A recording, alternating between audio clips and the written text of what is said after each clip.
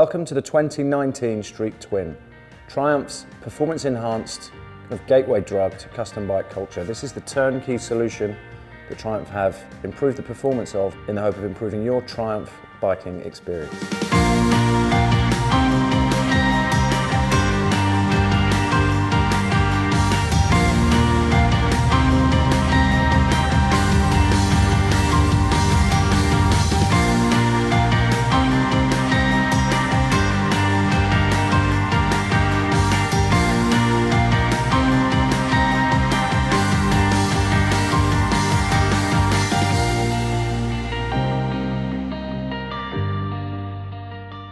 The Street Twin is Triumph's best-selling retro bike. It outsells anything else that looks old that they sell by a ratio of about 2 to 1. Now on top of that, over 80% of the Street Twins that they've sold already have come with accessories. This is the bike that people buy stock, they leave it stock for about 5 seconds, and then they start chucking trinkets at it. This is the bike that Triumph love to sell. Street Twin is the bike out the back. That's the one that we're talking about now. There is a separate video for this cool scrambler next to me. There's either a link floating around in this screen, or you can see it in the Bike World playlist. So it only feels like minutes ago that the bike scene in the UK was full of sports bikes, then full of adventure bikes, and then suddenly everybody's got a beard and roll-bottom jeans, and they're riding bikes like this. But the Street Twin has been around since 2016. It's a good couple of years on the scene already. It's time for some updates. The brief that Triumph issued the design team in Hinckley was quite simple. More of everything, better everything. By that, what they were after was more performance and better specification. This is the feedback that current Street Twin customers gave to them. So let's work through the list of new and improved parts and pieces that Street Twin has. Let's start with the tech. So what we've got is kind of best in class. That's what Triumph are calling it. New rain and road riding modes. Optional TPMS, tyre pressure monitoring system, optional heated grips, LED lights everywhere, switchable traction control, and industry standard now, non-switchable ABS. In terms of rider comfort and control, Triumph has increased the thickness and the height of the seat, so it's 760mm now, 10mm thicker than it used to be for both rider and pillion. They've changed the ergonomics slightly to suit more people, I think. That's what they were trying to do with it. But more importantly for me, they've upgraded the brakes. There's a Brembo 4-piston system at the front now, and they've added a cartridge kit to the forks. Still 41mm, still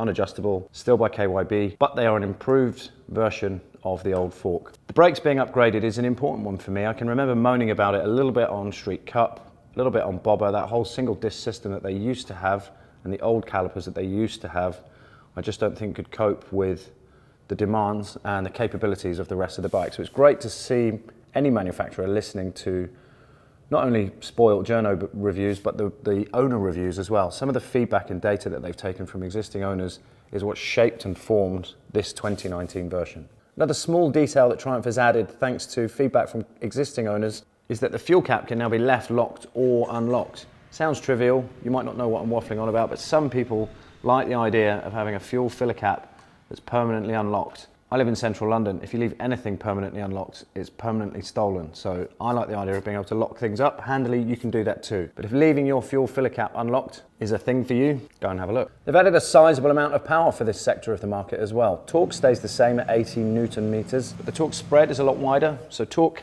peak figure stays the same, but there's more torque available across a wider section of the rev range. Power is up about 14 horsepower to 65 PS, 64 horsepower. That's been achieved in a number of ways, both mechanical and electrical, or whatever the word is. They've increased the rev ceiling by 500 revs. They've achieved this by using a lightweight crank. They've lightened the cams.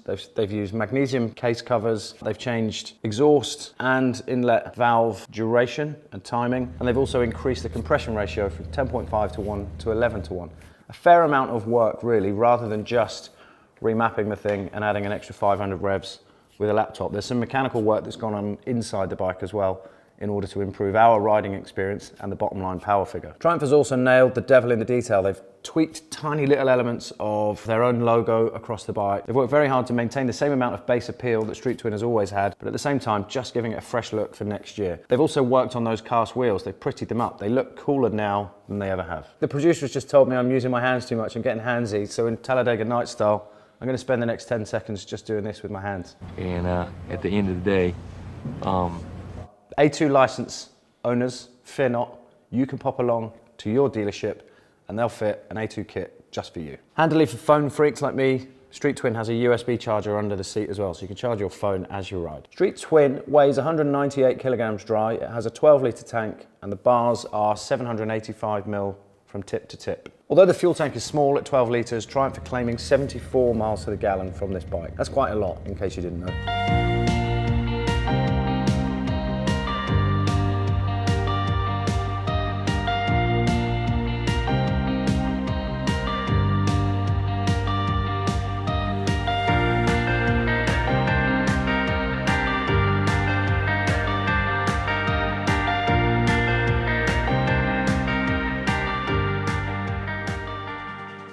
So the ride, well, unfortunately for us, it was damp to start. It rained the day before all day, and it rained the night before all night.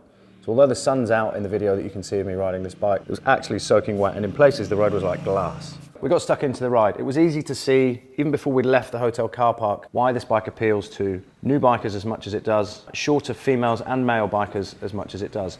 The ergonomics of this bike make it incredibly easy to ride. Everything feels not necessarily flimsy, but quite dainty in your hands and feet. It's a small bike to sit on. It's really easy to find the ground. It's really easy to find full lock. It's just really easy to ride. Those mechanical changes seem to work incredibly well. You'd think this bike makes more power than it does because of that wider spread of torque. And then when you need to use those extra revs and you are looking for some more power, there it is, an extra 14 horsepower, perfect. Traction control did get a little bit of a workout coming out of some of the corners. Bazzy, full gas, second gear, going as fast as you can corners. Maybe the average owner wouldn't be riding like that in these conditions, but there it is. The traction control is earning its living, doing its job, keeping everything in check. The changes to the brakes that Triumph has made and that cartridge kit that they've added to the forks both complement each other really well, and they both improve the riding experience all around. I enjoyed riding the old bike, but I really enjoyed riding this new one. So much like all of the other kind of entry-level custom style bikes from other manufacturers, Yamaha XSR 700, Ducati Scrambler, Moto Guzzi V7, maybe a couple of others that I can't remember, they're all supposed to be quite easy to walk into your dealer, jump straight on and ride out. That's the whole point of these bikes. They're not supposed to be hard to ride, they are supposed to make you smile a lot.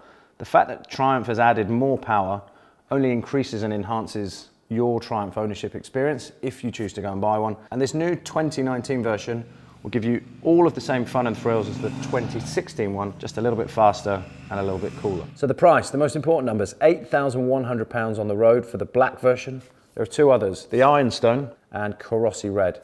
If you want either two of those, it'll cost you an extra 150 quid. I really enjoyed my time on the Street Twin. I think at times I thought maybe I was a little bit too tall, a little bit too big, and maybe, dare I say it, sometimes a little bit too experienced for this bike. But nevertheless, I had a brilliant time riding it. If you're new to the market and you're into bikes that look cool, you owe it to yourself to just walk into your nearest Triumph dealer and have a look at this bike. I dare you not to buy it.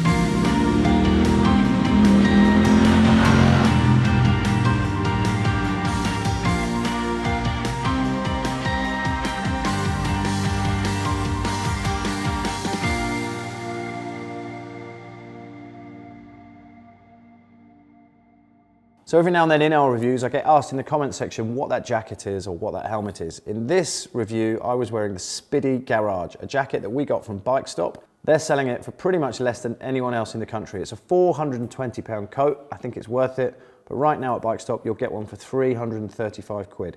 It feels amazing. The quality is ridiculous.